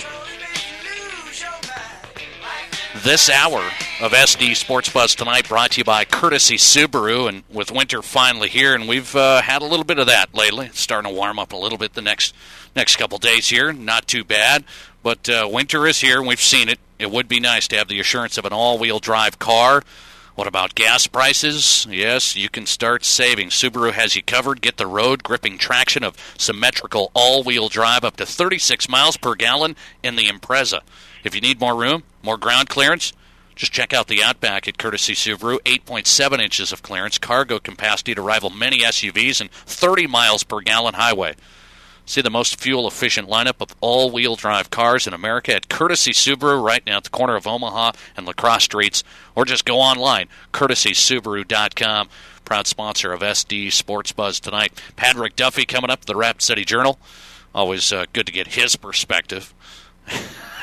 I say that sarcastically, right? And Jason Henry, head coach of the Hard Rocker men's basketball team. Busy basketball night, and we go up to Spearfish. Head coach of the Spartans, Eric Skoglund, back on the program on the Mel's Auto Body Sports Line. Coach, good to talk to you. How are you?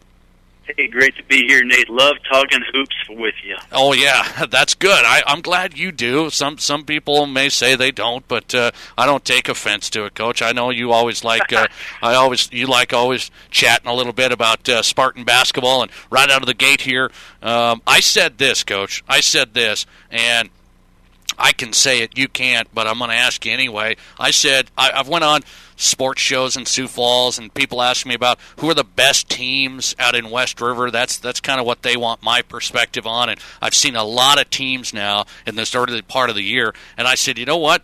I know St. Thomas More has reared its head. They've won a lot of games and won some quality games, no question about that. I throw them in there. I always have White River in the B ranks. They're dominant. And then I said this though: Spearfish is the team that I think the state is not remembering the capability, and I've seen it, and I think almost forgetting what you guys could do when you put things together.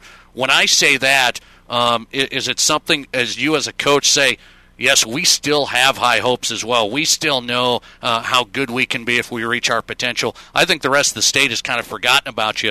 What do you say to that? You bet you had so many things there, Nate. First of all, that me as a coach, the leader, the spokesman to the public for Spartan basketball, I can't think like a fan. I can't talk like a fan.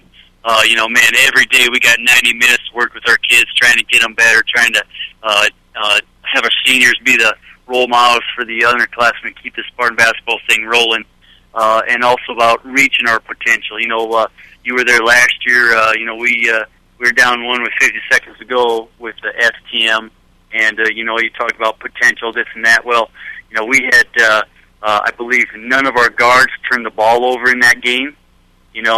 And we had two guys only have turnovers. We made a few shots. We just didn't defend out to 25 feet. This year, as a fan, you say potential. As a coach, you just cringe at that word with potential, especially with the underclassmen. Here, us with our seniors, we're just not, knocking down enough shots. As a team, we're shooting around the 50% mark from the free throw line, not good enough. As a team, we're shooting around 26-27% behind the arc, and that's not good enough to come to our potential. We shoot a lot better in practice, but what we do like is how we will take some pressure off. We'll give it to the other teams. That's fine. We'll come from behind. We love learning from our mistakes, and I'm sure we'll talk about our game at STM. Nothing better than losing a December ball game to a team that we're going to see again. We're going to see them next Tuesday in Spearfish, and again, hopefully at the Rapid City Civic Center in district finals. Nate, I know it's a stretch here that I look at Friday. I'm going to be there. Sturgis.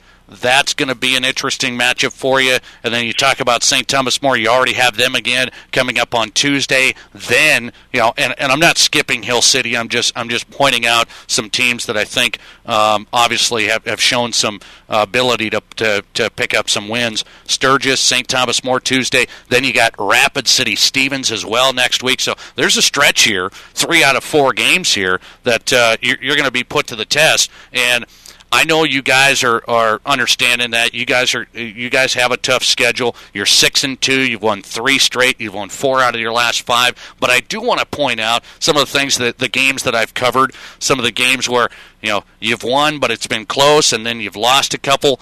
Are you missing anything? You talked about some of the numbers, free throws, turnovers. You talked about some of the things you want to improve. I want to talk about a guy that I remember, Jay Darling from last year, a guy on the interior. You have some height, you have some interior guys, but are you still missing a Jay Darling that grabs a double-double pretty much every game? Well, that was a question mark coming in, is if we can make enough threes and if we can get enough post defense down low. Our post defense down low has not been a question mark for us. We've been doing a great job. We've been cleaning the glass. It's been our point production in the post. A little bit has to do with our offense. We're a dribble drive team. We don't throw it in there and let our bigs go one-on-one, something like that. But, throwing you a couple numbers, Blaine Bacon, he's shooting 70% from the field. Now, if we were having a shooting contest, he's the last guy picked if you want to win.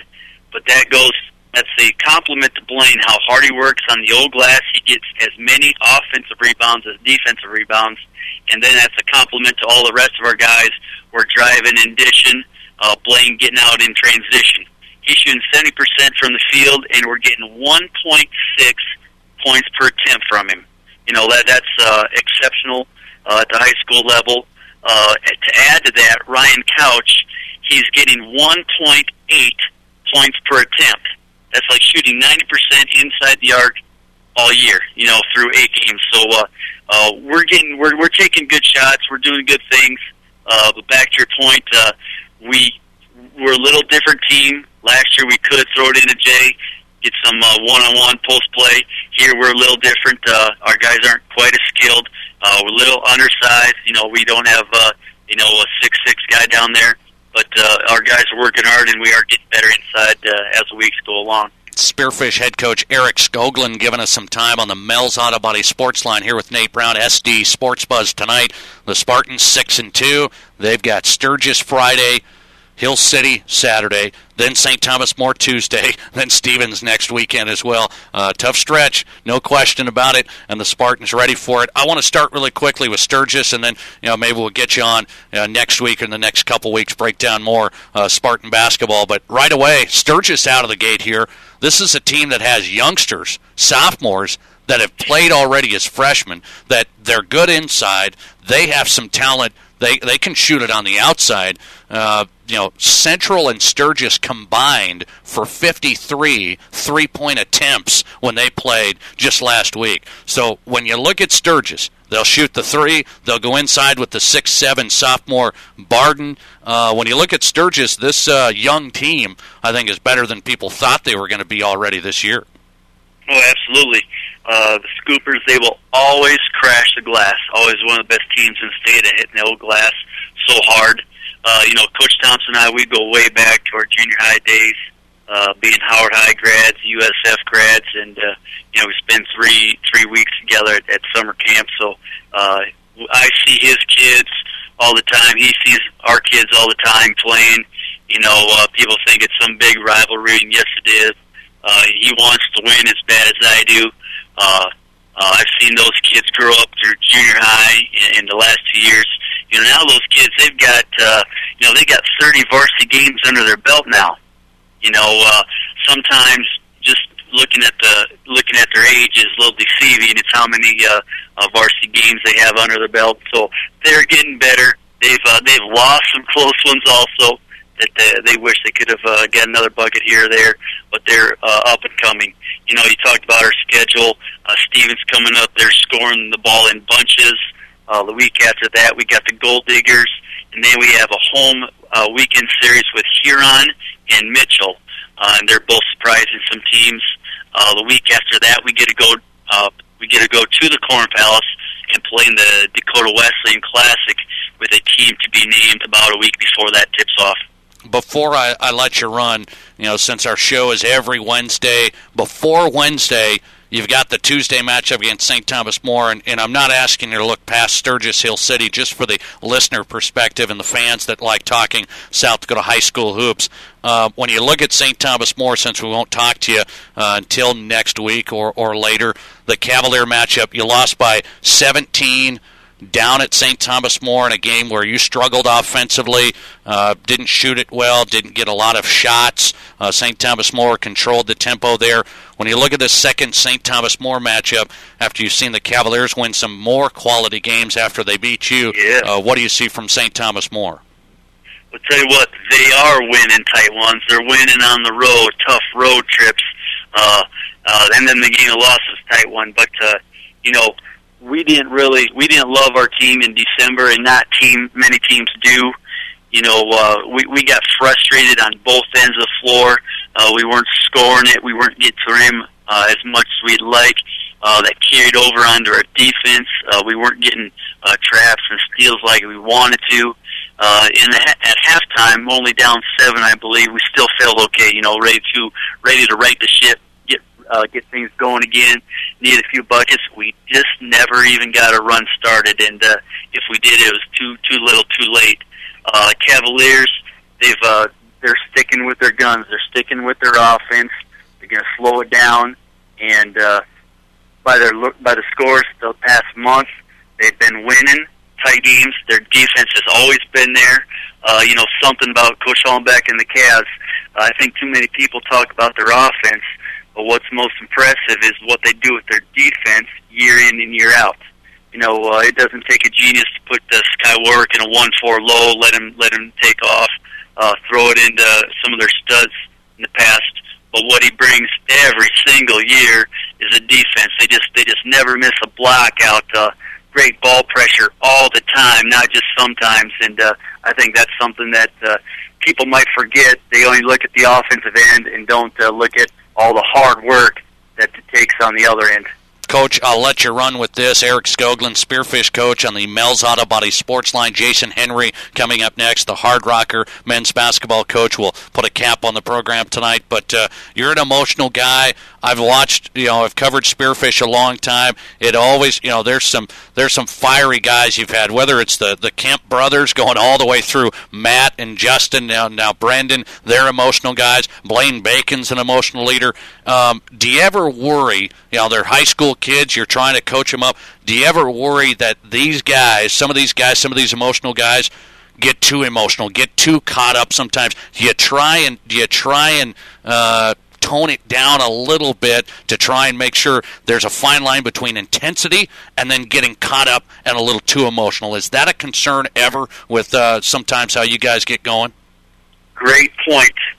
We talk about that often because with our team this year, with 9 seniors battling, that we talk about our attitude has made them the players they are.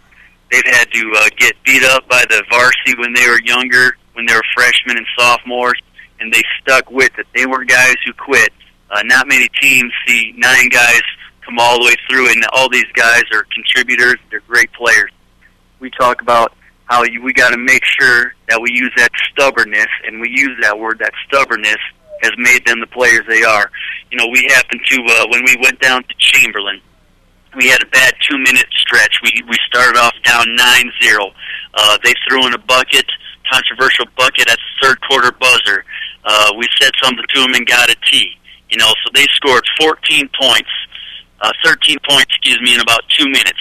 That was about 22% of their game total.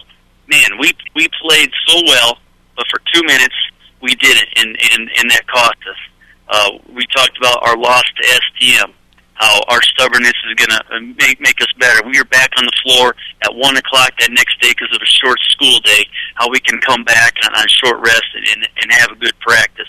But what a great point. You can't break the horses. They're the running force. They're thoroughbreds for us, but we sure are going to learn from it and make sure that it doesn't happen again, because we've got our eyes on some short-term goals and some long-term goals that end up at the Rapid City Civic Center. Coach, I look forward to it. I like this stretch coming up here. At least Spartan basketball fans, I think, are going to enjoy it. And it starts with Sturgis coming up on Friday on the road in Sturgis. I'll be there. Look forward to it. Coach Eric Skoglund. Thanks, Coach. We'll talk to you soon. I'll see you in Sturgis, Nate. Thank you so much. All right, Eric Skoglund, head coach of the Spartans on the Mel's Auto Body Sports Line. Spartans 6-2. Sturgis Friday, St. Thomas More Tuesday, Stevens next weekend. It will be interesting. Coming right back with Jason Henry, Hard Rocker, men's basketball coach. They could get 15 wins by this weekend, man. Hard Rockers continue to transition to D2, and Coach Henry, I want to talk about solid job. He's doing one, a solid job. He'll join me next live. For effective and affordable advertising that gets results, advertise your goods or services in the Black Hills Quick Quarter Weekly Shopper. Our classified ads are read every week by folks from Pierre to Gillette and from Buffalo, South Dakota to Chadron, Nebraska, all points in between. And it's free to the public. When people pick up the Quick Quarter, they're shopping, they're looking to buy, and it might be what you have. Call the Quick Quarter at 343-5802 or stop by our offices at 11 Main Street, a half block west of the Rapid City Post Office. The Black Hills Quick Quarter. Effective and affordable advertising that gets results. Getting you inside South Dakota sports. This is SD Sports Buzz Tonight with Nate Brown on Kim Radio. Talk that matters. When it comes to shopping for a used vehicle, you can find good, you can find reliable, and you can find affordable. But it isn't too often that you find all three in one vehicle, except when you shop at Pro Auto Care. At Pro Auto Care, all vehicles are inspected and serviced on-site by ASE certified auto technicians, so you know your vehicle will be reliable. And they're affordable too, many priced under $4,000. Check them out at Pro Auto Care, 1891 Rand Road, Rapid City, 342-0857. For delicious food and lots of fun, quench more than your thirst at Thirsties. Anytime's a good time for a great time at Thirsties. Come on down to Thirsties on Wednesday night and test your knowledge with Battle of the Brains trivia and enjoy a delicious meal off that world-famous Thirsties menu. Thirsties, 819 Main, downtown. Come on in and quench more than your thirst at Thirsties. Sure tastes good. It's always something, that's for sure. Your homeowner's policy covers a lot, but it may not cover your most valuable possessions. My baseball card collection. Talk to us. We'll make sure your homeowner's policy covers the things you value most. Fisher Rounds and Associates Insurance. It's always something. It's always something. Fisher Rounds and Associates, Rapid City. Phone 737-7865. Every week, you hear something in the news about low interest rates, and some of the talk can be downright confusing or even misleading. How do you separate the hype from the truth? Call Premier Home Mortgage. They can help you refinance your home or help you with that credit card debt. And they'll break it down for you in terms we can all understand and not mumbo jumbo. Give Premier Home Mortgage a call right now at 716-7373 or go online to premierhomemortgage.com. Premier Home Mortgage. Fast, simple, and smart.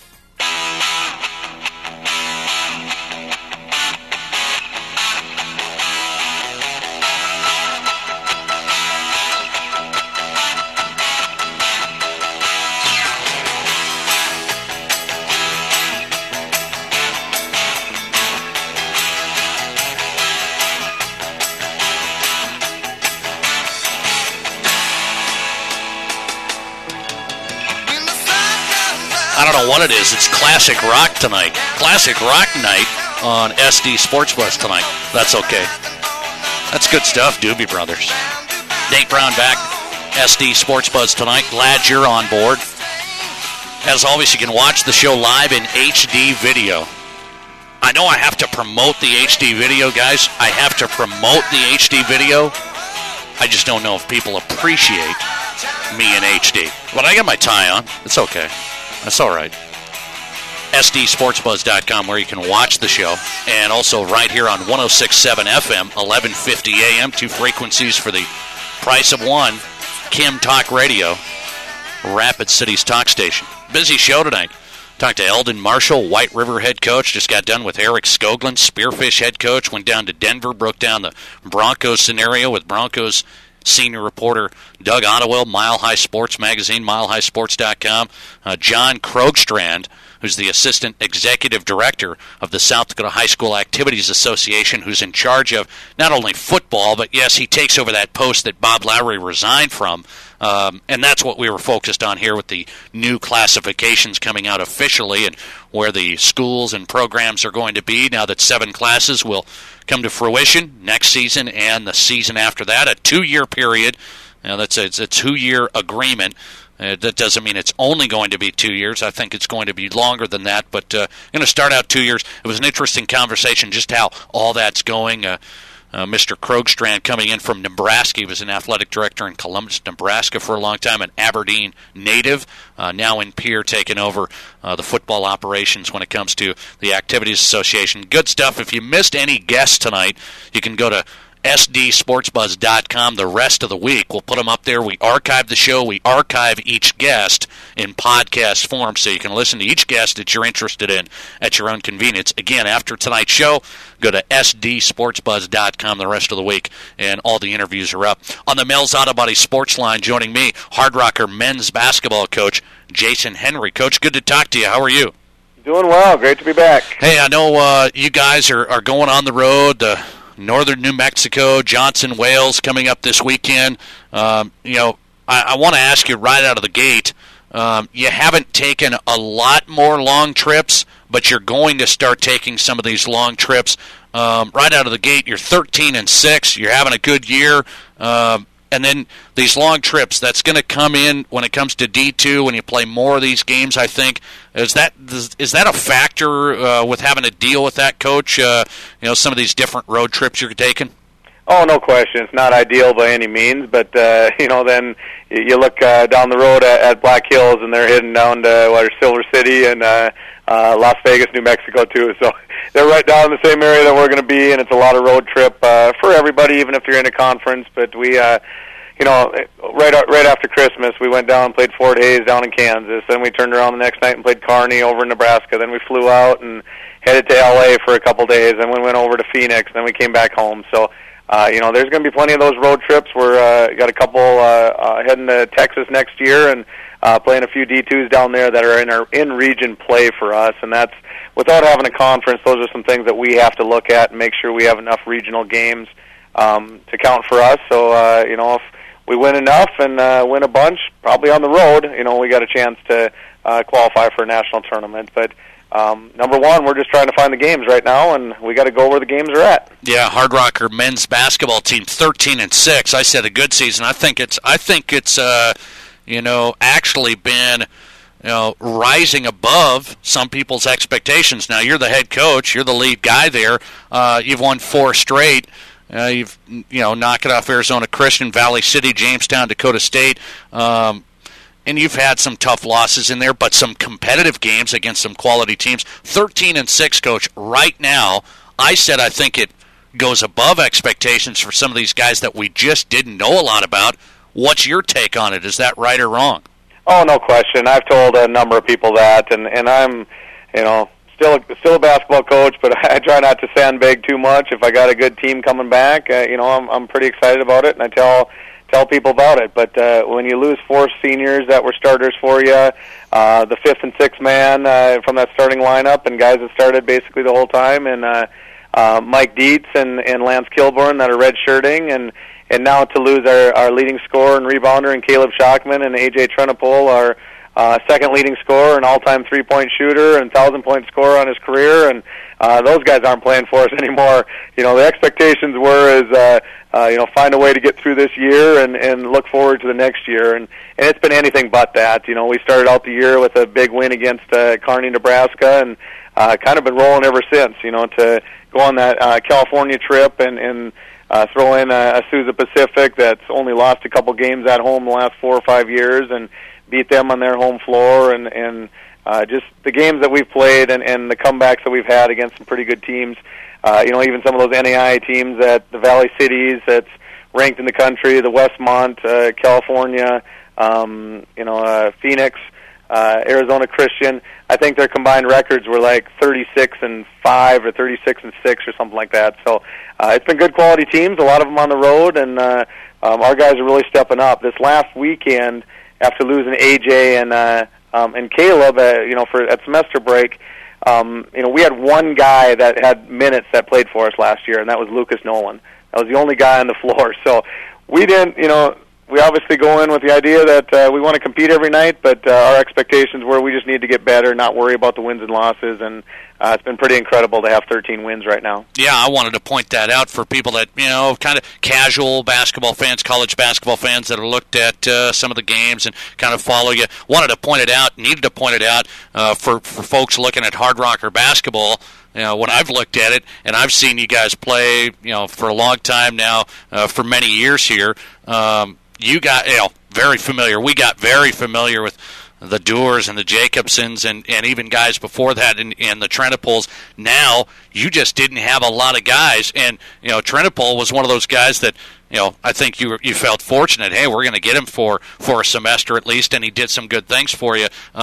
But a lot of people didn't realize a lot of new faces, and here you are, 13-6, with the possibility of getting 15 wins going into this weekend. Jason Henry, Hard Rocker men's coach on the Mel's Auto Body Sports line on SD Sports Buzz tonight. I want to point this out because some people have said, well, how difficult is it going to be for Coach Henry and the Hard Rockers to lose? You said it. You lose your leading scorer and your second leading scorer. They're not playing for you. You knew that going in. You were going to lose them at the semester break. The fact fact is, though, do you just treat it like, it's? I guess you knew it. You could prepare for it. You could even treat it like a guy that goes down with an injury. There's just other guys that got a little heads up. They knew they were going to have to step up and take control now because you knew you were going to lose those guys. How's the dynamic of that, losing those two guys? And you've got other guys that knew this was going to happen. They're going to have to start playing. Well, as they say, it's the next man up, and it was a little bit easier than last year. We talked about that a lot with, we had 2 to 3 of our top kids out. It felt like about every game, but, at least every other game with injuries, and when it's different positions, every time it seemed like you're scrambling every week just to have a new game plan going in, and you might have to make some adjustments as far as the sets you're going to call, and then just what your runs, and we knew going in what we were going to have, the second semester, and luckily we played, 20 games with them, so we didn't have a whole lot of games left without them, but to beat a Jamestown team by 30 points after losing those two guys, that just tells you guys that are in our program that were ready for the opportunity to step up and show what they can do. It took us a little while, the first 15 minutes we scored about 15 points, I think, and then after that, we got to 70-some. So, guys stepped up and just kept plugging away. But yeah, it's a tribute to the guys in our program and the practices that we've had that we knew when those guys got the opportunity, they'd take advantage of it. I do want to ask you about this because you're 13-6. We talk about this transition. You're still trying to find a conference, and Dr. Kaiser, your AD, is working on that.